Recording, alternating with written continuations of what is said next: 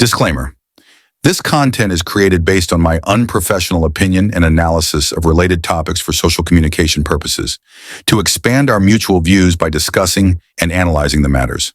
The source of information and evidence for this content is social media, which contains facts, rumors, and some other fragments without proof for their authenticity or accuracy. So, please pay special attention. There is no claim on the reliability and confirmation of the conclusions presented here. Hi everybody, I hope you are doing great and enjoying life to the fullest. I'm so honored and happy to have your attention. Before starting today's video, I want to emphasize the importance of this video. Therefore, I would like to request that you kindly pay particular attention to it, please. I strongly request that you please like or share this video due to the critical points it contains, and let it be viewed by more people. Now let's get into it. Recently, the Goncalves family has done a few interviews with some channels, especially with the Drunk Turkey show, in which some noticeable points have stood out to me, which I am going to share my reaction to them in this video. Let's begin with the crucial focus of the case, the knife sheath. As all of us know, and it has been proved to us, that the state side couldn't find any strong evidence against Bryan Kohberger yet, but the only fabricated proof they have tried to feed the public mind with has been the ghost knife sheath. Yes, you heard it correctly, the ghost knife sheath. Don't be confused. I'm going to explain why I have used this term a little further. But first, I need to share something with you. At one point in the past, while I was preparing for the TOEFL test, I came across the term ghost word in one of the books I was reading. A ghost word refers to words that do not actually exist in real usage. These words often arise from typographical errors, misreadings, misinterpretations, or other mistakes that occur during the compilation of dictionaries. Over time, by being repeatedly used, they may be mistakenly recognized as real and standalone words, despite having no legitimate root in the language construction. The story is that in the 1930s, in one of the editions of Webster's dictionary, the word dord was mistakenly printed as if it were a real word, referring to density in chemistry and physics. But in fact, it was just the result of typographical error, which was supposed to be considered D or D, referring to letter D in capital form or lowercase form used as a symbol for density. But maybe due to a missing needed space between the mentioned letters during typesetting, it was misread as dord, and due to the power of repetition, it found its way into dictionaries and mistakenly treated as a standalone word. Now you might be wondering what this has to do with the Idaho 4 case or with the knife sheath. Well, let me tell you. You see how repetition can give existence to something that has never existed in the first place at all. Constant repetition can dull human awareness, leading people to become desensitized over time. As a result, they struggle to distinguish between what is true and what is false, and they may not even question something's existence or origin. Consequently, the mind accepts information without resistance. I think similarly, there hasn't been any physical knife sheath left at the murder scene in the first place, and this imaginary evidence has been the result of a dirty mind game by the prosecutors with the public at the beginning, which in continuation found the chance of being repeated by the mainstream media with no obstacle or interruption by the help of the gag order, and became fixated in public mind as an accepted evidence left at the crime scene in the end. In fact, the gag order created conditions in which one side, which was the prosecutors, was able to force-feed their fabricated version of reality into the public mind, while the public was prevented from investigating or challenging that narrative under the same excuse of the gag order. Therefore, in my speculation, the ghost knife sheath was non-existent evidence that the state side gave it an unreal existence and planted it in the public mind. In my opinion, the ghost knife sheath couldn't have been planted at the crime scene due to several reasons, which I will share with you my reasoning in continuation, and the only place it was possible to be planted was in the public imagination. This is why I use the term ghost knife sheath. Now you might be curious about how I reached this conclusion, so let me break it down for you. As we know, the first time the MPD spoke about the knife sheath was in the PCA, and not the first days or weeks after the crime. Have you ever thought about the reason? This was while a public announcement was made about the white Elantra, or the traffic stop of Brian and his father on their way to Pennsylvania. And even Brian's arrest had all occurred before the public claim that a knife sheath had been discovered, a claim which, to me, was never based on actual evidence. Please pay attention to this part. We knew about the sheath before it ever came forward. We knew about the white car day one. Day one. Did you notice the point? Let me play it once more. We knew about the sheath before it ever came forward. We knew about the white car day one. Day one. He emphasized they knew about the white car day one. However, they learned about the knife sheath before it came out. But why? By the way, how long before it came out? Why wasn't he informed about the knife sheath at the same time he informed about the white Elantra? Wasn't the knife sheath an integral part of the crime scene? Its connection to the crime is far more direct than that of the white Elantra. Let's see just how long Steve Goncalves' family had no idea about the ghost knife sheath. 5 weeks into that investigation, there's still limited answers for these families and the community of Moscow. KXLY's Jordan Smith joins us in the studio now with the latest on the investigation and more from the victims' families.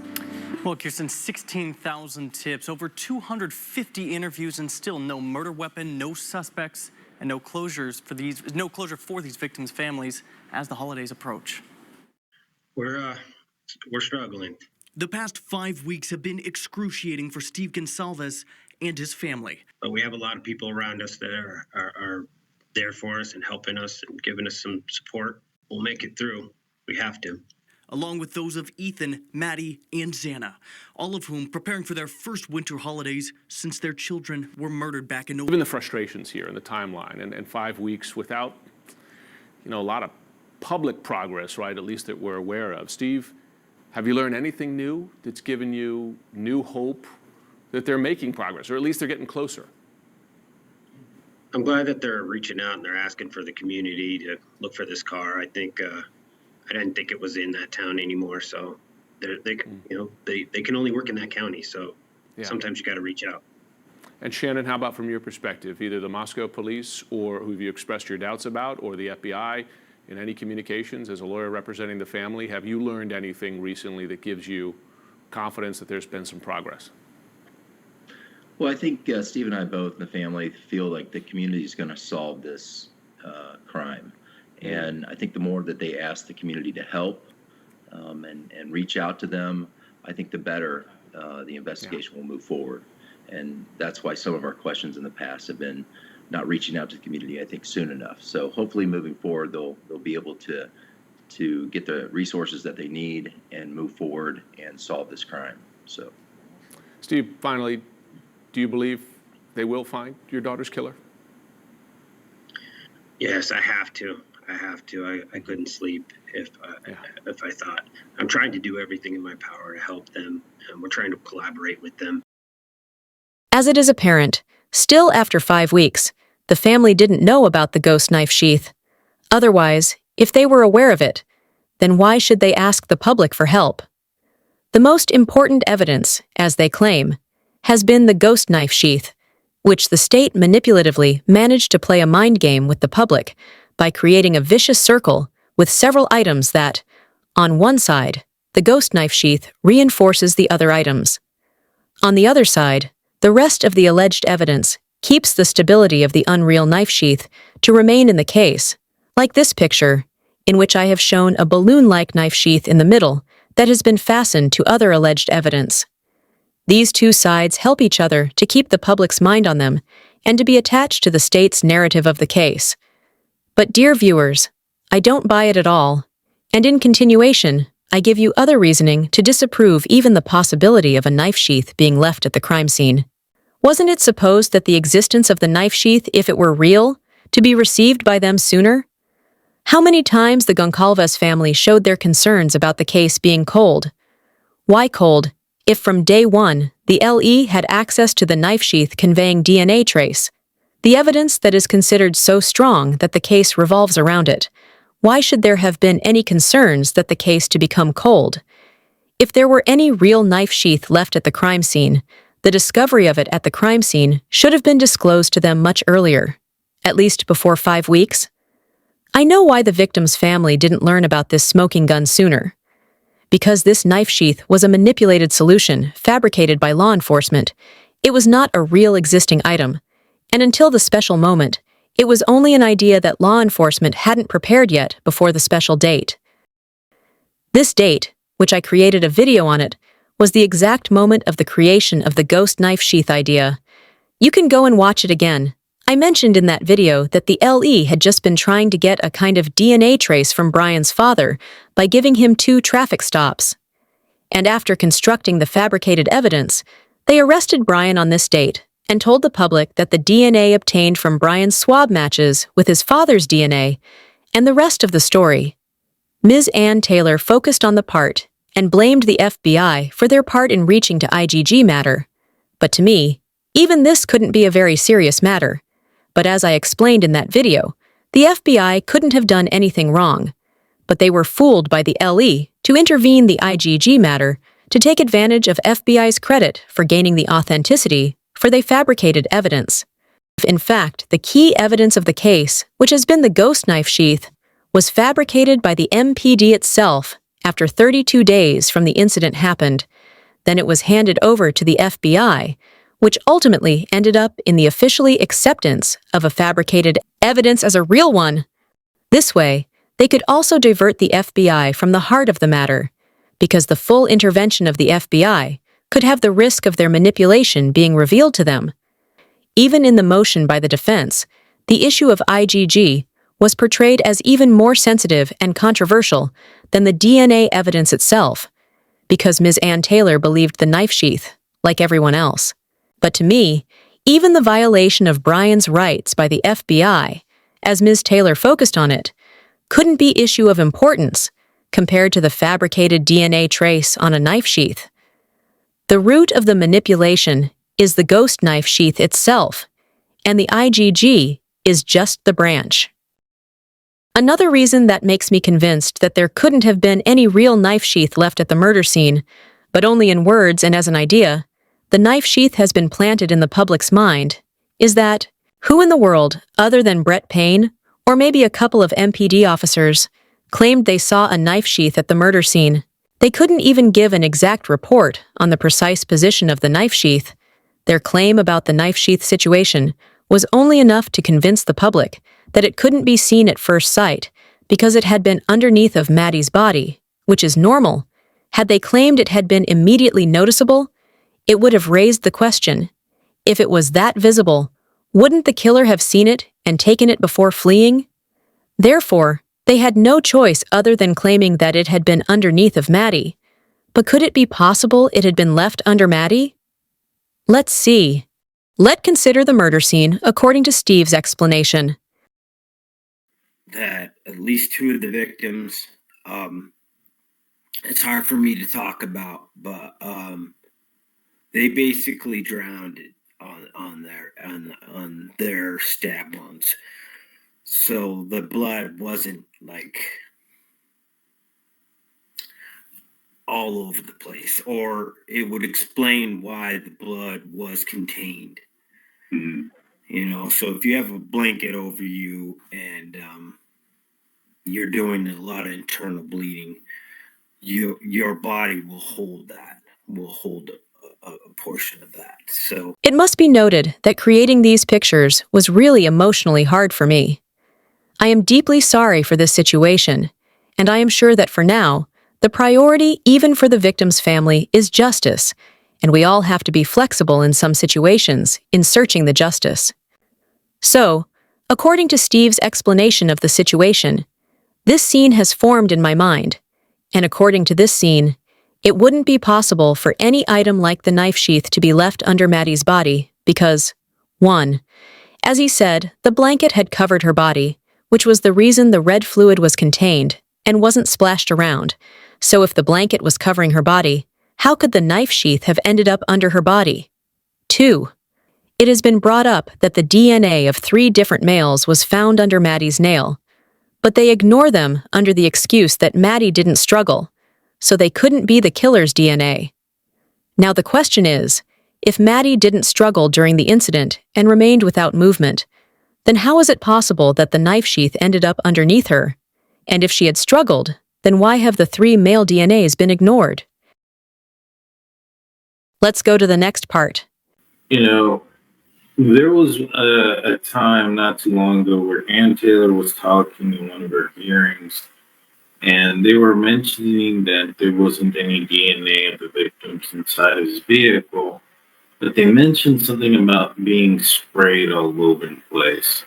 Now, I don't know if that's something that maybe CSI guys did to try to find something, or is there maybe, are you aware if they found anything in the car that could lead to it? Maybe. I'm glad you bring this up because nobody talks about this part.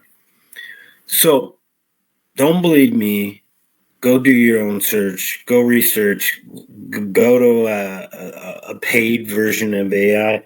There's some AIs that have legal descriptions in libraries. Go look it up. 6 weeks in a car, that DNA is gone.